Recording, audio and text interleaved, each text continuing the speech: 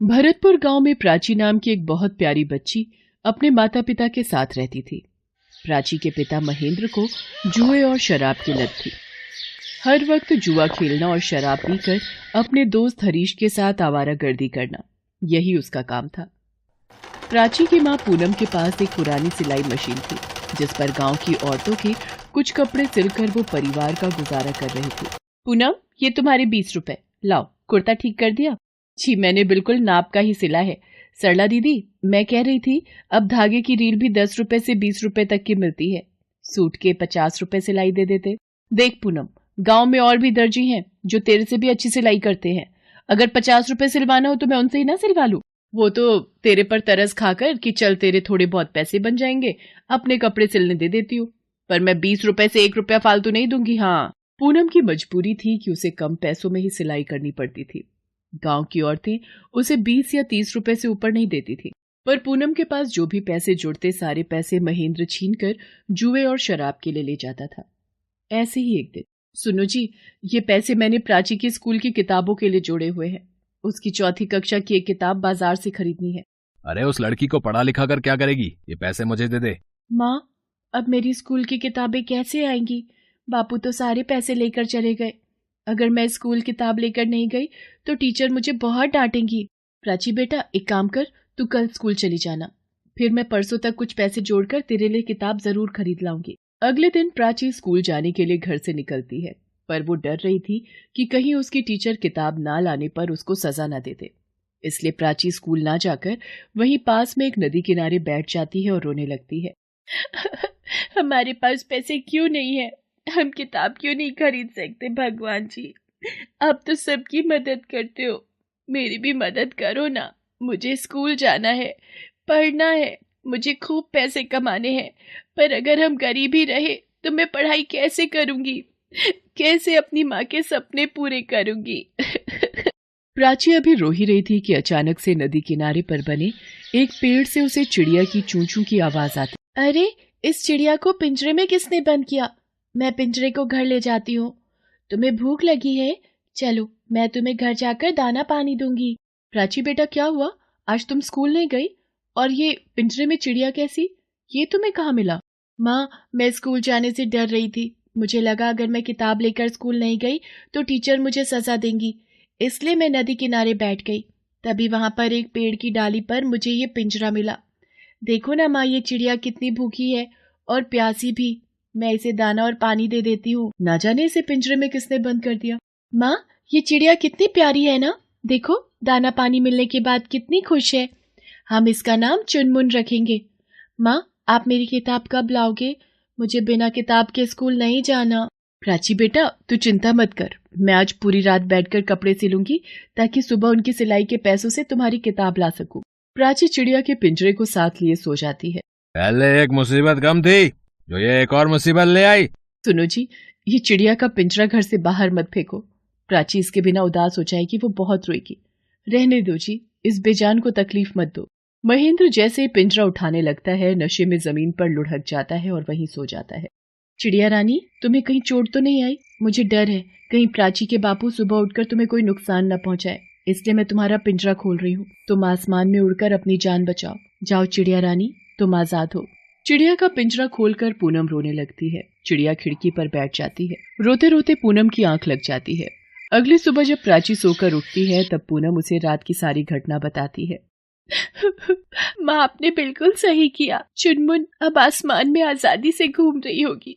मेरी प्यारी दोस्त, तुम जहाँ कहीं भी हो, खुश रहना। उधर चिड़िया उड़ती हुई एक आश्रम में पहुंचती है और वहां समाधि में लीन एक महात्मा के पास जाती है। कावेरी, आ गई तुम? जी महाराज, मेरा प्रणाम स्वीकार कीजिए। तो बताओ, इस बार तुमने मेरे द्वारा दिए गए जादुई मंत्रों से किस दयालु और परोपकारी मनुष्य की सहायता की? महाराज, एक बहुत ही प्यारी बच्ची मुझे अपने साथ घर ले गई। अच्छा, ये तो तुमने बहुत अच्छा किया। तुम मेरी दी हुई परीक्षा में सफल हुई हो। तुम्हारे कारण ही अब एक माँ और उसकी बेटी को परोपकार का फल मिलने में देर नहीं लगेगी। महाराज, जो मनुष्य दयालु स्वभाव के होते हैं और संकट में फंसे लोगों की सहायता करते हैं, सदैव ईश्वर भी उनकी सहायता करते हैं। उधर पूनम परेशान थी कि अभी तक एक भी कपड़ा नहीं सिला था। प्राची, आज स्कूल से छुट्टी ले ले, मैं दोपहर तक कपड़े तैयार कर दूंगी, फिर शाम को तू नई किताब खरीद लेना। ठीक है माँ, तुम कपड़े सिलो, मैं तुम्हारे लिए अपने हाथों की चाय बनाऊंगी। मेरी बच्ची, मेरी लाडो, अच्छा बना ले। पहले सुनीता बहन का ब्लाउज सिलना जरूरी है, कटा हुआ है, सिल लेती हूँ। पूनम जैसे ही कपड़े के कटे टुकड़े को सिलाई मशीन पर लगाती है, मशीन अपने आप चलनी शुरू हो जाती है और एक सुंदर सा ब्लाउज तैयार हो जाता है। ये कैसा चमत्कार है, मेरी सिलाई मशीन अपने आप चलने लगी और ब्लाउज बनकर तैयार हो गया। कुछ और कपड़ा, हाँ ये सलवार का कपड़ा काटकर सिलती हूँ। अरे ये क्या, मशीन फिर से चलने लगी, मशीन ने सलवार भी सिल दी। प्राची बेटा इधर आ, जल्दी ये देख, ये देख, सिलाई मशीन तो जादुई मशीन बन गई। ये देख, मैं अभी सूट का कपड़ा काट कर इस मशीन पर रखूंगी। हाँ माँ, ये मशीन तो अपने आप चल रही है और कितना सुंदर इस मशीन ने सूट सिलकर तैयार कर दिया। प्राची बेटा, मुझे ऐसा क्यों लग रहा है कि जिस चिड़िया को तुम घर लाई थी वो कोई मामूली चिड़िया नहीं बल्कि एक दैवीय शक्ति थी जो हम गरीबों की मदद के लिए आई थी। भगवान आपका लाख लाख शुक्र है, आपने मेरी सारी परेशानियां दूर कर दी।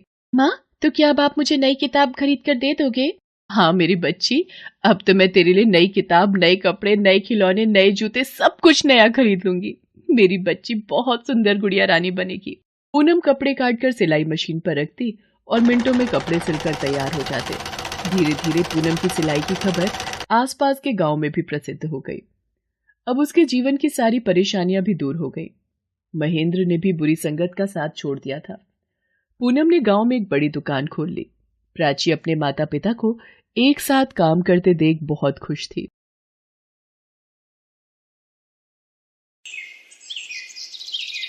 बीमारी के चलते जब आशा का देहांत हुआ उस वक्त सुहाना 12 साल की थी। देख बलदेव, तू मेरा पुराना मित्र है, इसलिए बोल रहा हूँ, सुहाना की परवरिश के लिए तू दूसरी शादी कर ही ले। पर गोपाल, मैं एक बच्ची का पिता हूँ, मुझसे भला कौन लड़की शादी के लिए हाँ कहेगी, बता। मेरे एक जान पहचान के मित्र हैं, उनकी पत्नी की बहन है शीला। 2 साल पहले पति से तलाक हो गया, पर एक बात मुझे और बतानी थी। शायद उनकी एक बेटी है, करीब 10 साल की होगी। अगर तू हाँ कहे तो सुहाना को माँ और बहन दोनों मिल जाएंगी और उनको तेरा सहारा। अब एक बार तू बात कर, उन लोगों की मर्जी भी तो पता चले ना। सारी बातचीत के बाद बलदेव और शीला की शादी हो जाती है। सुहाना, ये तुम्हारी नई माँ है और ये तुम्हारी बहन भव्या। मेरी नई माँ? पिताजी, क्या मैं भव्या के साथ खेलूं? नहीं, अभी नहीं, अभी भव्या के सोने का समय है, कल भव्या को स्कूल भी जाना है। अच्छा, कोई बात नहीं सुहाना, तुम भव्या के साथ कल खेल लेना, ठीक है। अगले दिन बलदेव काम पर चला जाता है। सुहाना स्कूल के लिए तैयार हो रही थी। सुहाना, ये कहाँ की तैयारी हो रही है? माँ, स्कूल जा रही थी। कोई स्कूल जाने की जरूरत नहीं है, बहुत हो गई पढ़ाई। अगर तू स्कूल चली गई तो घर के काम कौन करेगा? चल उतार बस्ता और लग जा चूल्हा फूंकने। पर माँ, मुझे चूल्हा जलाना नहीं आता, मेरे लिए पिताजी ही खाना बनाते हैं। तो अब तो तेरे पिताजी पूरे घर के काम का बोझ मेरे ऊपर डालकर निकल गए। चल, जैसे मर्जी कर, वो सामने चूल्हा रखा है उसे जला और मेरे लिए चाय बना कर ला, तब तक मैं नहा कर आ रही हूँ। और खबरदार जो अपने पिता को भनक भी लगने दी कि तू स्कूल नहीं जाती। बेचारी सुहाना रोती हुई रसोई में चली जाती है। उसे चूल्हा जलाना नहीं आता था, वो ऐसे ही चूल्हे के आगे बैठी रोती रहती है। माँ, अब मुझे छोड़कर क्यों चली गई? ये नई माँ मुझे स्कूल नहीं जाने देती, मुझे ये चूल्हा जलाना नहीं आता माँ। सुहाना लगातार रोई जा रही थी, तभी शीला आ जाती है। हे भगवान, कैसी लड़की है तू, चूल्हा वैसे का वैसा ही दिख रहा है। तू इतनी देर से कर क्या रही थी? मैंने तुझे चाय बनाने को बोला था ना। माँ, मुझे सच में नहीं पता ये चूल्हा कैसे जलाते हैं। बस एक बार बताऊंगी, उसके बाद अगर तेरे से चूल्हा नहीं जला तो फिर तेरी खैर नहीं। शीला सुहाना को उपले डालकर चूल्हे जलाना बता देती है। बेचारी सुहाना चूल्हा फूंकती तो उसे खांसी होती और उसकी आंखें लाल हो जाती थीं। अब तो रोजाना ही जब बलदेव काम पर जाता, शीला सारा काम सुहाना से करवाती। सुहाना अपने पिता से भी कुछ न कह पाती। एक दिन, सुहाना, जल्दी से चूल्हा जलाकर आलू उबाल ले, आज भव्या को गरम गरम आलू के पराठे खिलाऊंगी। माँ, आलू के पराठे तो मुझे बहुत अच्छे लगते हैं। जा सुहाना, गाय को गोबर लीप और उससे उपले छापा। बेचारी सुहाना उपले छापने चली गई। बहुत देर तक वो उपले बनाती रही और अंदर आकर दूसरे कामों में लग गई। सुहाना, मैं भव्या के साथ बाजार जा रही हूँ, मेरे आने तक सारा काम हो जाए। शीला बाजार चली गई। तभी अरे, बहुत तेज बारिश हो गई, सारे उपले खराब हो गए, ये तो भीग गए। अब मैं क्या करूँ, लकड़ी भी नहीं है। माँ, मैं चूल्हा कैसे जलाऊं? थोड़ी देर में नई माँ आ जाएगी, वो मुझे बहुत मारेगी। माँ, आपकी बेटी आपको याद कर रही है, मेरी मदद करो माँ। सुहाना, मेरी बच्ची, रो मत, घबरा मत। जब तक मेरा आशीर्वाद तेरे साथ है, तुझे कुछ नहीं होगा। माँ, आप कहाँ चली गई थी? माँ, आज ये सारे उपले बारिश में भीग गए। अब ये चूल्हा नहीं जला तो नई माँ मुझे मारेंगी। सुहाना, तू घबरा मत, मैं तुझे एक ऐसा जादुई सिलेंडर दूंगी जो जादू से इस चूल्हे को जला देगा। फिर तुझे इन उपलों और लकड़ियों की भी जरूरत नहीं पड़ेगी। सुहाना की माँ की परछाई हवा में हाथ घुमाती है। एक जादुई सिलेंडर सुहाना के सामने आ जाता है। ये लो सुहाना, जादुई सिलेंडर। अब तुम जैसे ही चूल्हे के आगे हाथ जोड़ोगी, ये जादुई सिलेंडर अपना जादू दिखाना शुरू कर देगा। माँ, मैं अभी अपने लिए पूरी पकवान मंगवाऊं तो जादुई सिलेंडर से सब हो जाएगा क्या? हाँ मेरी बच्ची, अब तो कुछ भी खाने का मांग सकती है, पर ये जादुई सिलेंडर की बात किसी को मत बताना।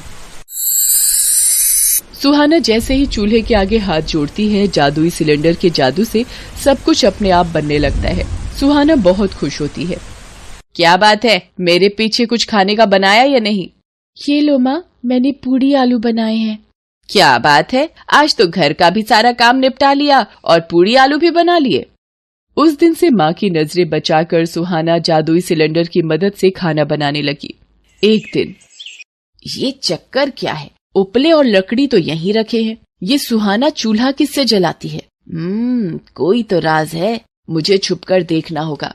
भव्या, मैं कुछ देर के लिए घर की छत पर जा रही हूँ, तू सुहाना पर नजर रखना।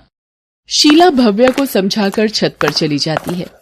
अरे सुहाना दीदी, आप ये क्या कर रही हो? किसी को बताना मत, मैं जादुई सिलेंडर को बुला रही हूँ जो मेरी माँ ने मुझे दिया है, बस तुम देखती जाओ। अरे दीदी, ये सिलेंडर तो जल्दी जल्दी खाना बना रहा है। भव्या सारी बात शीला को बता देती है।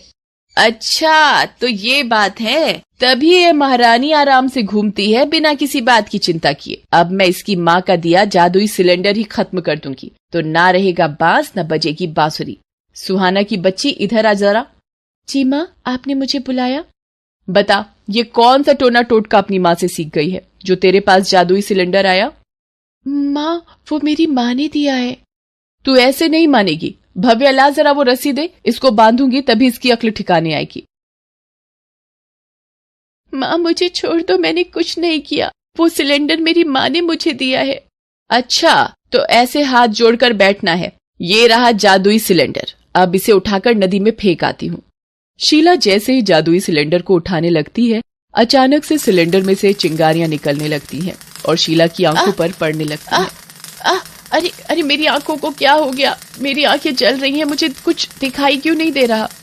तभी बलदेव भी आ जाता है। सुहाना, ये तुम्हें रस्सी से किसने बांधा? और शीला, तुम्हारी आंखों को क्या हुआ? तभी सुहाना की माँ की आत्मा वहां आ जाती है और वो बलदेव को सारी बात बताती है। आशा, मुझे माफ कर दो, मैं तो यही चाहता था कि तुम्हारे जाने के बाद सुहाना को माँ का प्यार मिले, पर ऐसी डायन औरत पर मैंने विश्वास करके भारी भूल की है। निकल जा मेरे घर से शीला, तू अभी के अभी, और इसी वक्त। पिताजी, माँ की आंखों की रोशनी चली गई, अब वो कहाँ जाएंगी? मुझे माफ कर दो, मैंने बहुत बड़ी गलती की है। माँ, आप इनकी आंखों की रोशनी फिर से लौटा दो, इन्हें क्षमा कर दो माँ। ठीक है सुहाना, तुम कहती हो तो मैं शीला की आंखें ठीक कर देती हूँ। देखा शीला, ये अभी भी तुम्हारे बारे में ही सोच रही है। सुहाना की माँ शीला की आंखें ठीक कर देती है। शीला सबसे माफी मांगती है और सुहाना को गले से लगा लेती है। सुहाना, अब मुझे जाना है। अब तुम अपनी नई माँ, पिताजी और बहन के साथ खुश रहो, और ये जादुई सिलेंडर मेरी याद बनकर हमेशा तुम्हारे साथ रहेगा। जब भी तुम्हें इसकी जरूरत होगी तुम मुझे याद कर लेना। उस दिन से शीला का व्यवहार बहुत अच्छा हो गया। अब सुहाना फिर से स्कूल जाने लगी थी। उस दिन से सुहाना की जिंदगी में सब कुछ ठीक हो गया। हेलो दोस्तों, कैसे हैं आप सब?